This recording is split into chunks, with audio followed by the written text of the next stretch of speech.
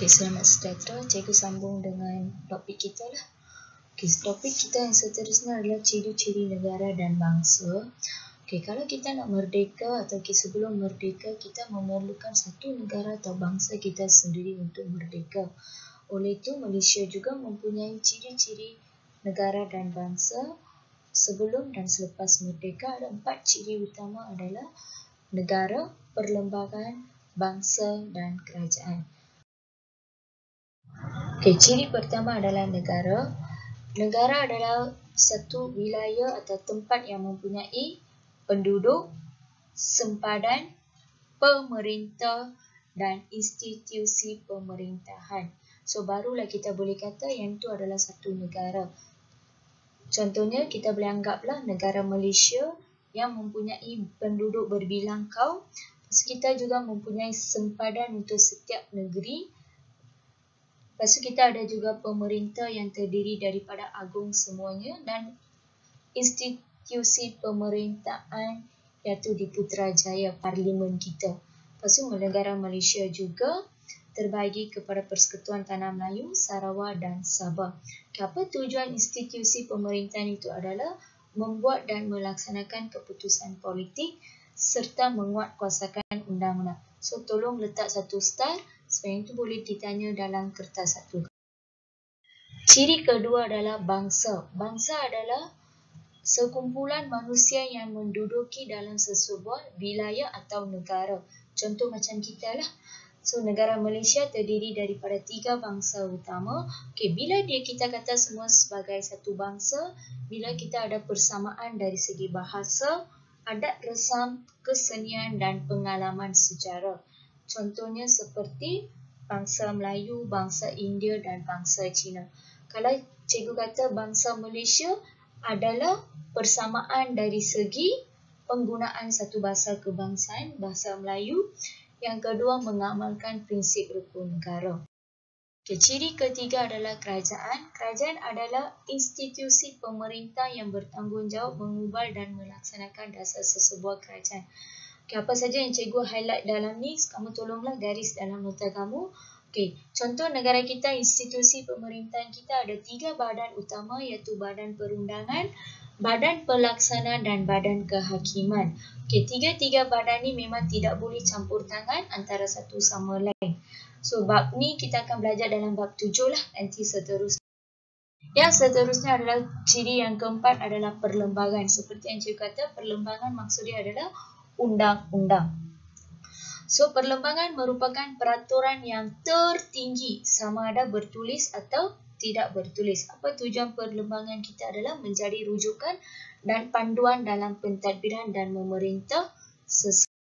Walaupun kita ada ciri-ciri negara dan bangsa 4 yang terutama tu, tapi seperti yang cikgu kata sebelum ni, memang negara kita dipengaruhi dengan sistem pemerintahan iaitu Kesultanan Melayu Melaka. Okey, contohnya kita boleh tengoklah susun lapis masyarakat Melayu tradisional yang diketuai oleh Sultan, Raja, di bawahnya keluarga kerabat diraja, ulama pembesar pentadbir, yang seterusnya rakyat bebas iaitu seperti petani dan pedagang, yang paling bawah sekali adalah hamba. Okey, disambung dengan ciri-ciri negara bangsa Kesultanan Melayu Melaka. Yang inilah kita anggap sebagai panduan untuk ciri-ciri negara bangsa Malaysia. Kalau kamu perasan tak, ciri-ciri negara bangsa dalam Malaysia ada 4 saja. Kalau soalan keluar ciri-ciri negara bangsa Kesultanan Melayu Melaka ada 6. So, keyword yang cikgu bagi adalah Dr. Clue W. D for kedaulatan, R for rakyat, K for kerajaan, L for lambang-lambang, U for keunggulan undang-undang, W for wilayah pengaruh. So, cikgu akan teranglah satu persatu. Okay, first, kedaulatan. Kedaulatan maksudnya adalah kekuasaan tertinggi yang tidak boleh dihadkan. Selalu kuasa tertinggi dalam sesebuah negara diketuai berada di tangan pemerintah kita, dipegang oleh pemerintah kita, iaitu pemerintah kita berhak mengubah dan menguatkuasakan undang-undang. Okey, pada masa yang sama, undang-undang juga merupakan kedaulatan yang terutama dalam sesebuah negara. So kalau kita sebagai masyarakat, kita kena ikut apa pemerintah yang mengutarakan, dan kita juga kena ikut apa undang-undang negara kita untuk memastikan kedaulatan negara kita terpelihara. Okay, kenapa kedaulatan ini begitu penting sangat? Kedaulatan negara yang terjamin dapat membantu kita bebas daripada campur tangan kuasa.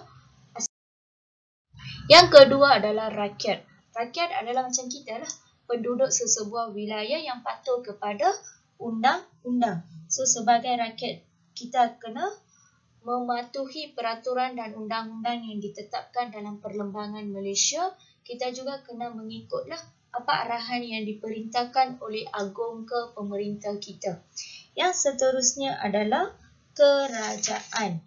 Okay, kerajaan merupakan badan yang diberikan kuasa untuk mengurus pentadbiran, menjaga keamanan, mempertahankan kedaulatan negara dan membantu menjalinkan hubungan diplomatik dengan negara lain.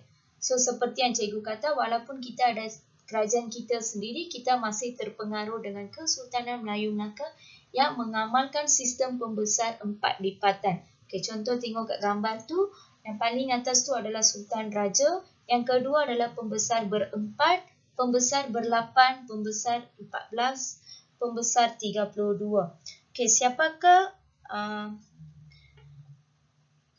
Raja juga dibantu oleh pembesar berempat yang tu terdiri dari, yang ni tolong catat kat mana-mana, yang terdiri daripada bendahara, pengulu bendahari, temenggung dan laksamana. So mereka memang membantu sultan. So pembesar berempat ni adalah satu tugas yang terpenting lah untuk membantu raja. Lambang-lambang.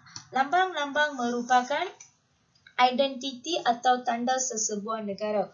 So kalau kita tengok lambang-lambang lebih kepada simbol. Kalau kita dengar dari luar negara, okay, apa itu Malaysia? Kita mesti kena tahu apa lambang-lambang Malaysia. Contoh bunga raya, jalur gemilang, jata negara. So same. So zaman dulu juga kita ada beberapa lambang-lambang yang menjadi identiti negara. Contohnya bahasa Melayu. Okay, yang ni cikgu tak tulis kat situ, so kamu tulislah. Bahasa Melayu merupakan bahasa kebangsaan. Okay, lepas tu kita juga ada agama Islam sebagai lambang negara kita. Lepas tu adat istiadat Melayu, alat kebesaran sultan, warna kuning. Okay, warna kuning adalah lambang untuk agung kita, sultan kita. Lepas tu bahasa istana. Bahasa istana, bahasa yang digunakan oleh kerabat diraja dan sultan. Okay, contoh-contoh alat kebesaran sultan yang cikgu bagi gambar kat situ adalah, the first one is tengkolok diraja, iaitu macam what? Like topi kan. Yang seterusnya cogan agama, gendik diraja, kalung diraja, lepas tu pending diraja. So cikgu minta dekat sini at least kamu kena ingatlah 3 lambang atau alat kebesaran sultan. Boleh keluar dalam soalan struktur. Next, undang-undang. Undang-undang adalah sesuatu yang asas dalam sesebuah negara. So negara kita memang ada kita memang terpengaruh dengan 2 undang-undang bertulis. Satu adalah Hukum Kanun Melaka, yang lagi satu adalah Undang-Undang Laut Melaka. Okay, Hukum Kanun Melaka mengandungi 44 fasal yang menyentuh bidang kuasa raja dan pembesar serta pantangan. Okay, tolong letak 3 star dekat situ, yang tu boleh keluar dalam exam kamu untuk bahagian objektif. Lepas tu hukuman terhadap kesalahan jenayah awam undang-undang keluarga lebih kepada kawasan darat. Kalau ke Undang-Undang Laut Melaka memperuntukkan perkara yang berkaitan dengan pelayaran di laut seperti tanggungjawab pengawal kapal atau cara pelayaran, perniagaan, bidang kuasa, nakoda kapal, hukuman bagi kesalahan jenayah. So inilah memang pengasas kepada undang-undang sekarang, iaitu Hukum Kanun Melaka dan Undang. Wilayah pengaruh adalah ciri yang terakhir. Wilayah maksudnya tempat tinggal rakyat dan sempadannya diterima, manakala wilayah pengaruh adalah kawasan yang rakyatnya menerima dan memperakui pemerintahan seorang raja. Macam negara kita duduk di Malaysia, kita kena terima segala peraturan dan perintah raja kita. Sebab itu adalah wilayah pengaruh. Okay, topik kita cikgu berhenti kat sini untuk hari ini. Kita belajarlah ciri-ciri negara bangsa. dengan ciri-ciri negara bangsa Kesultanan Melayu Melaka. So kalau exam tanya ciri-ciri negara bangsa, so kamu jawablah 4. Kalau soalan tanya Kesultanan Melayu Melaka, ada 6 ciri. So cikgu telah pun bagi keyword dia, Dr. Clue W. So tulis atau catat kat mana-mana. Kalau ada apa-apa soalan, nanti tolonglah message kat cikgu. So video seterusnya cikgu akan sambunglah dengan topik yang seterusnya. Thank you.